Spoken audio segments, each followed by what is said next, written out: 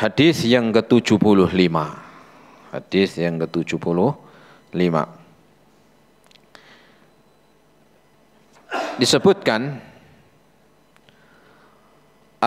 Disebutkan di sini bab yang ke-40, budak yang sudah dimerdekakan oleh suatu kaum dari suatu kaum termasuk keluarga mereka.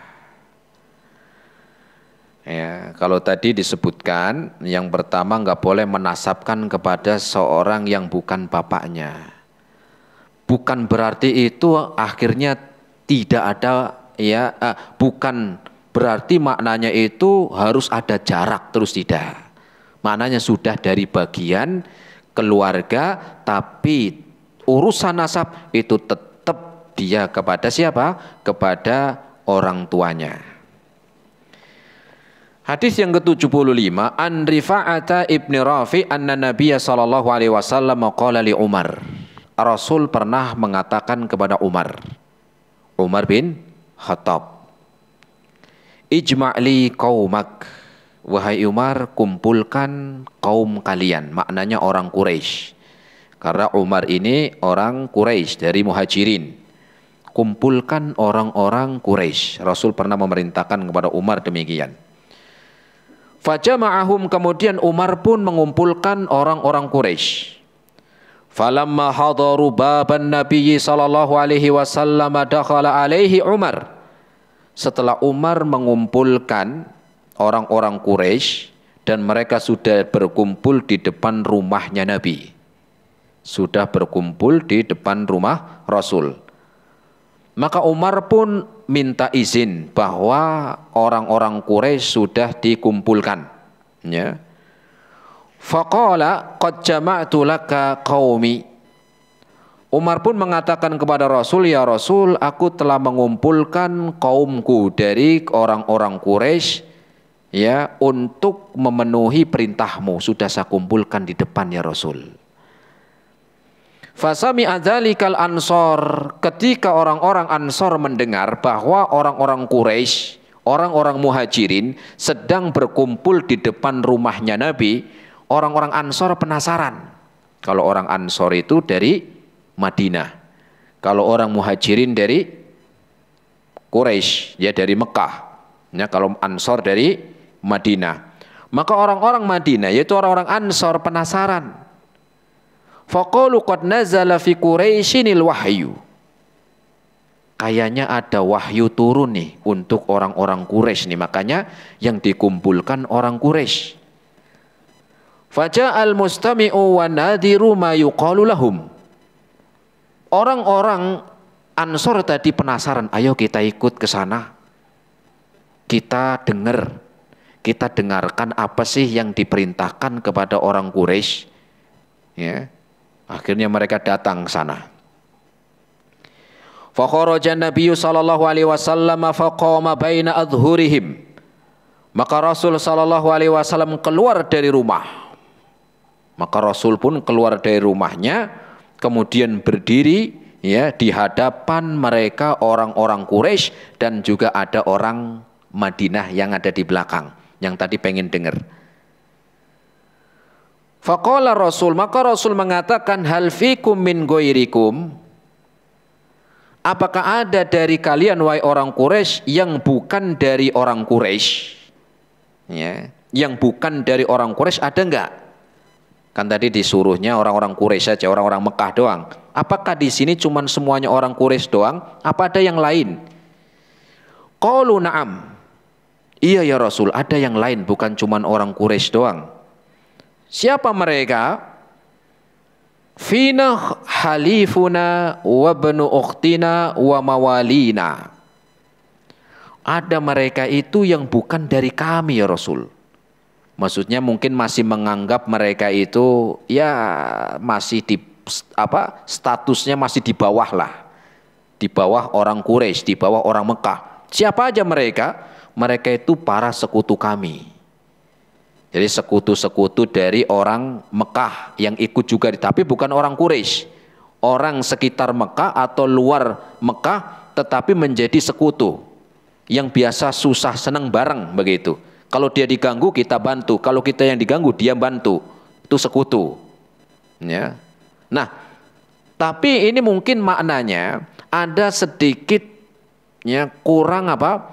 Ya, kurang ya tidak menyamakan kedudukan. Ada menganggap orang Quraisy itu lebih utama lah begitu. Ada. Di sini nggak cuma orang Quraisy doang ya Rasul, ada yang lain. Ya. Seakan-akan yang lain itu kurang utama lah begitu. Ya. Karena Rasul kan dari Quraisy, Rasul dari Mekah. Sehingga seakan-akan di luar orang Mekah, di luar orang Quraisy itu seakan-akan derajatnya lebih rendah. Padahal tidak. Maka yang pertama mereka adalah para sekutu kami. Wabnu ukhtina, dan juga ponakan-ponakan kami. Padahal ponakan juga aslinya ya masuk keluarga. Ya. Wa mawalina, dan bekas-bekas budak kami yang sudah dimerdekakan. Ya. Maka Rasul Shallallahu Alaihi Wasallam ingin menyatukan mereka bahwa di dalam Islam itu enggak ada yang namanya strata ini lebih baik, ini lebih buruk, enggak. Rasul ingin menyamakan bahwa di dalam Islam itu derajat seorang itu sama. Bukan dilihat dari nasabnya, bukan dilihat dari kotanya, bukan dilihat dari keturunannya, sama. Makanya Rasul mengatakan khalifuna minna. Sekutu-sekutu kita juga bagian dari kita, sama. Wa ibnu ukhtina minna, dan juga keponakan-keponakan kami juga sama dari kita. Wa mawalina minna, dan bekas-bekas budak kita juga bagian dari kita. Ya. Kemudian Rasul melanjutkan mengatakan, mengingatkan, jangan bangga dengan nasab kalian. Jangan bangga dengan nasab kalian yang dari Quraisy. Ya, karena Quraisy ketika itu memang nasabnya paling tinggi, nasabnya paling mulia. Maka Rasul mengingatkan, Rasul mengatakan wa antum tasmaun, ya, maka dengarkanlah, inna awliya'i minkumul muttaqun.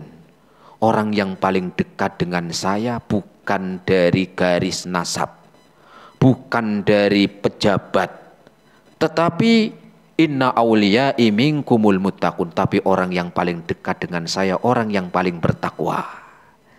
Makanya Allah sebutkan inna akramakum indallahi atqakum. Ya, orang yang paling bertakwa di sisi Allah, orang yang paling dekat di sisi Allah adalah yang paling bertakwa, bukan dari nasabnya, bukan dari status sosialnya. Ya. Kemudian Rasul mengatakan wa in kuntum ulaika fadak. Kalau memang kalian wahai orang Quraisy dan kalian orang yang bertakwa, kalian juga akan menjadi orang-orang yang paling dekat dengan saya. Ukurannya apa? Takwa. Ukurannya takwa. Ya. Wa illa fanduru. Tetapi kalau kalian wahai orang Quraisy, walaupun kalian nasabnya paling dekat dengan saya, tapi kalau enggak bertakwa, ingat.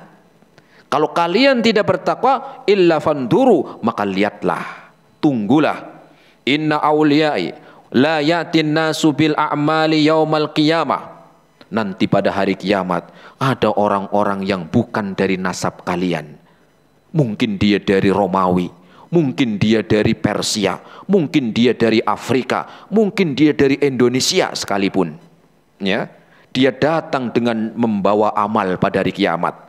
Watatuna bil afqal, tetapi kalian nanti pada hari kiamat datang dengan harta atau bukan dengan amal, ya. Maka Rasul mengatakan fayu'radu ankum, maka Allah tolak. Karena ukuran bukan dari nasab, ukuran bukan dari pangkat, ukuran bukan dari dari kedudukan di dunia. Allah akan tolak. Ketika manusia nanti pada hari kiamat yang datang, ya, mereka membawa amal, mereka itulah orang-orang yang Allah terima. Adapun kalian, walaupun kalian nasabnya dekat dengan saya, kalian tetangga saya ya bagian dari kalian, tetapi ketika kalian tidak bertakwa, kalian membawa ya keburukan, maka tidak Allah terima, ya, tidak diterima. Kemudian Rasul summanada, kemudian Rasul memanggil dengan suara yang keras, dengan suara yang meninggi, ya ayyuhan nas, wahai manusia, wa rafa'a yadayhi yad'uha ala ru'usi Quraisyin, dengan mengangkat telunjuknya. Rasul sambil mengangkat telunjuknya, wahai orang-orang Quraisy, Ya. Ayyuhan nas, wahai manusia. Di situ nggak cuma orang Quraisy doang. Tapi karena tujuannya tadi orang Quraisy. Karena mereka orang-orang yang nasabnya paling dekat dengan Rasul. Ayyuhan nas, wahai orang-orang Quraisy. Ya. Inna Quraisyan ahlu amanah. Tetapi ingat, orang Quraisy itu mereka orang-orang yang memiliki amanah. Harusnya orang Quraisy itu memiliki sifat amanah. Karena mereka orang-orang yang paling dekat nasabnya dengan Rasul. Man bago bihim al-awair kabbahummahu bimin horaihi.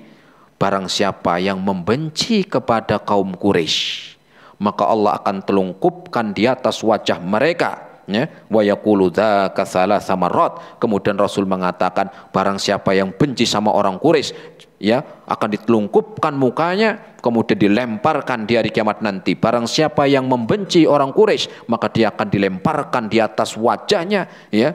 Dan itu Rasul menyebut diulang dengan 3 kali. Hadis riwayat Imam Bukhari.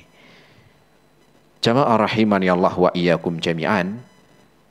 Faidah yang bisa kita ambil dari hadis yang ke-75 ini, yang pertama,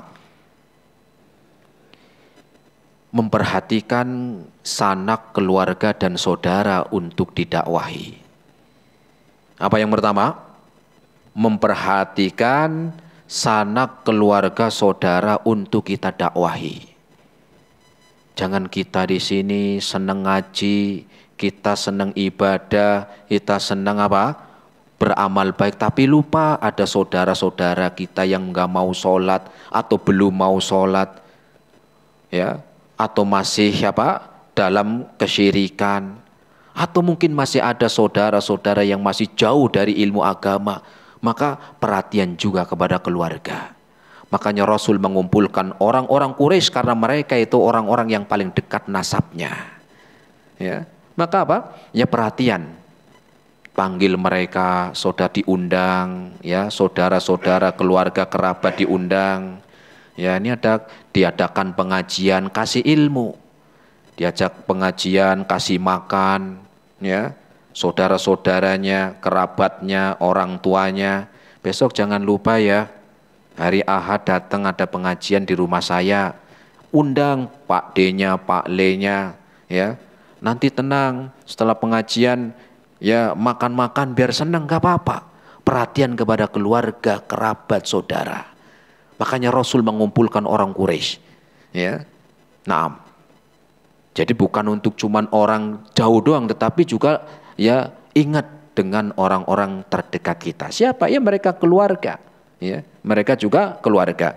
Makanya Allah katakan dalam Al-Qur'an dalam surat Asy-Syu'ara ayat yang ke-214, Allah katakan wa angzir ashiratakal aqrabin. Peringatkanlah saudara-saudaramu, keluargamu yang terdekat. Jangan dilupakan. Mereka walaupun jauh, dekat. Kenapa? Karena ada apa? Ada nyambung kekerabatan, ada apa? Ada nasab dengan dia, dengan nasab kerabat. Walaupun jauh tapi dia dekat karena kerabat. Sebaliknya walaupun dekat tapi bukan kerabat, aslinya jauh. Ya, walaupun bukan berarti harus apa? Oh, kalau begitu harus ya kerabat, ya juga enggak, tapi maknanya perhatian juga kepada keluarga kerabat, ya. Kemudian yang kedua, dianjurkan untuk mengumpulkan manusia untuk belajar ilmu dan mendengarkan nasihat. Ya seperti ini, kita ada pengajian, ngumpulin orang, yo ada pengajian ini sudah di-share nih, ya pamfletnya, ya. Ada anjuran untuk mengumpulkan, ya sesuai dengan apa batas, ya sesuai dengan apa ya jumlah, ya kalau banyak banget ya nanti nggak muat, ya sesuaikan aja, ya sesuaikan, kumpulkan orang-orang terdekat, teman, bisa.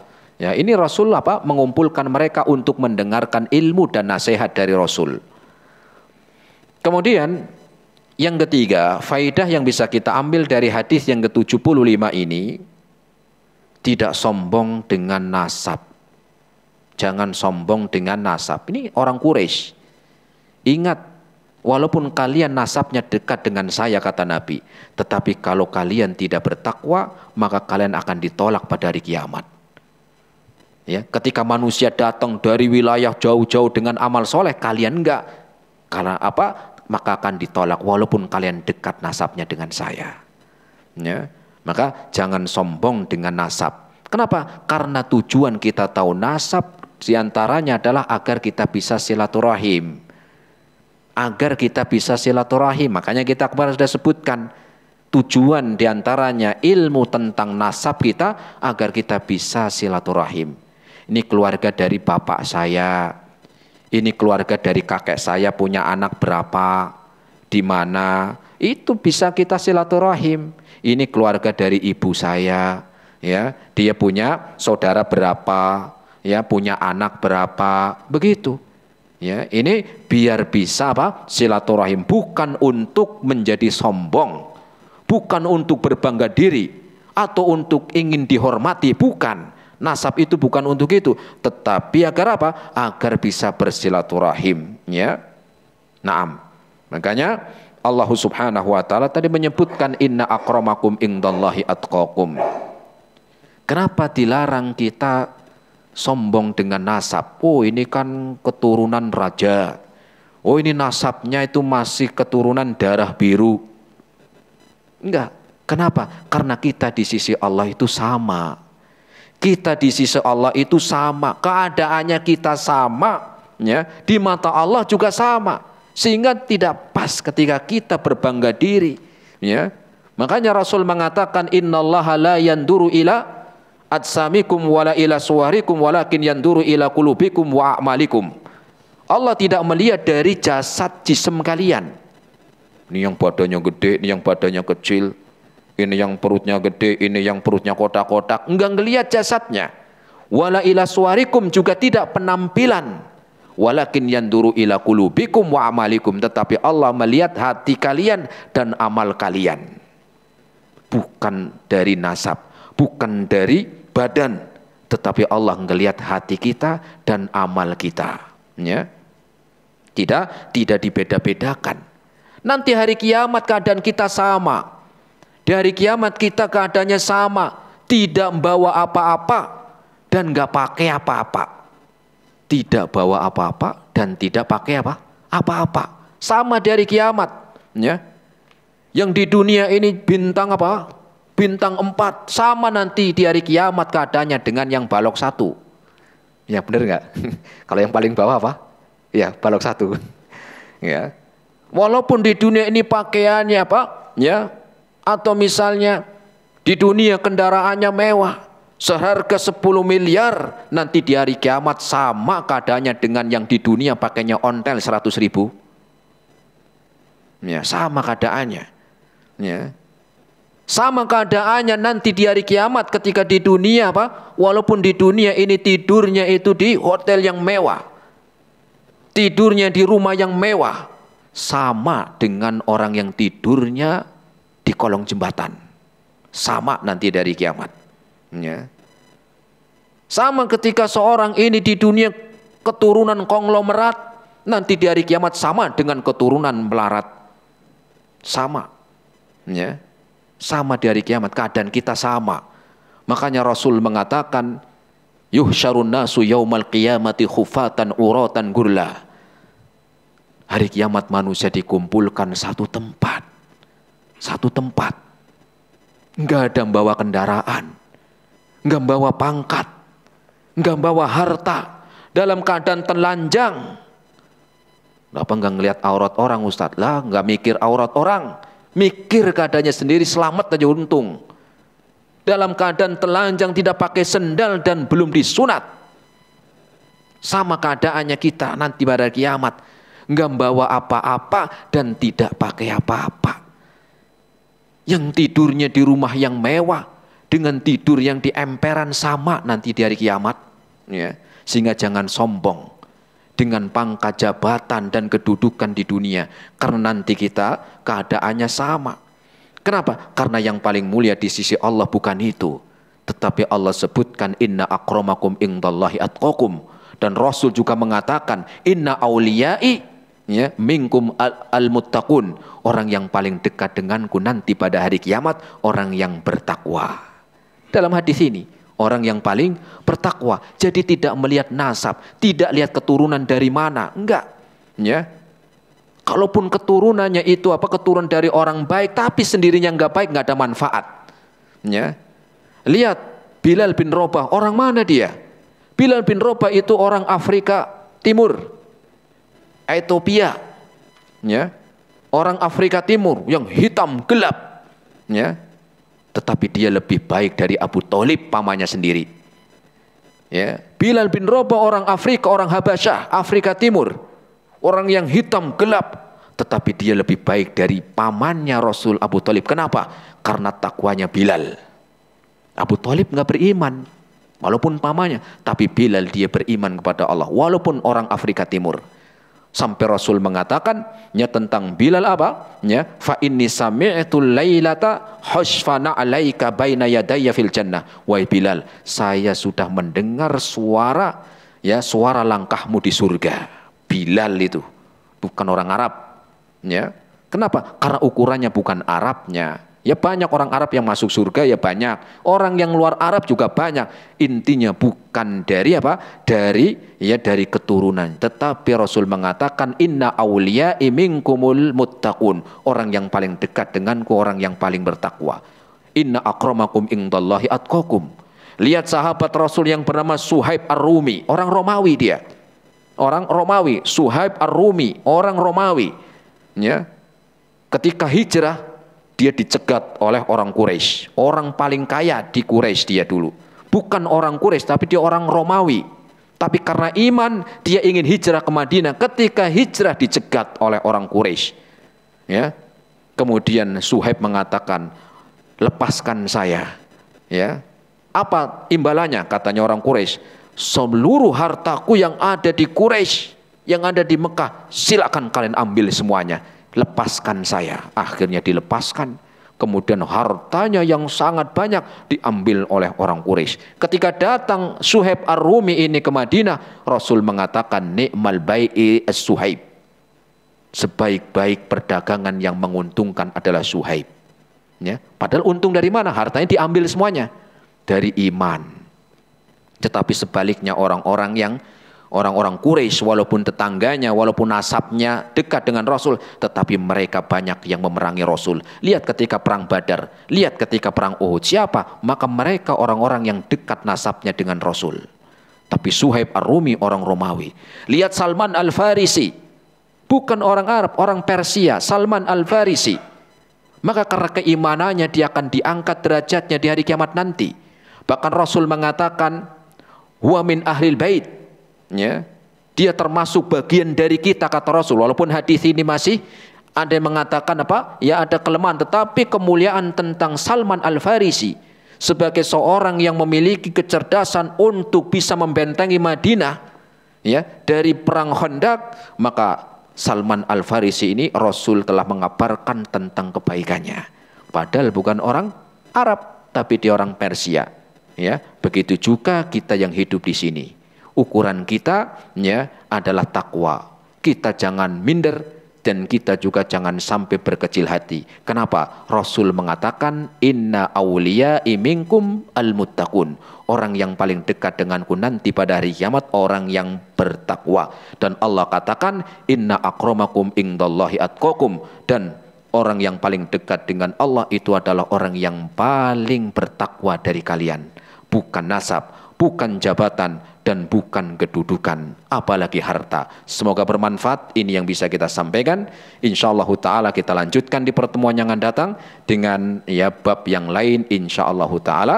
Kita akhiri subhanakallahumma bihamdika asyhadu an la ilaha illa anta astaghfiruka wa atubu ilaik. Wassalamualaikum warahmatullahi wabarakatuh.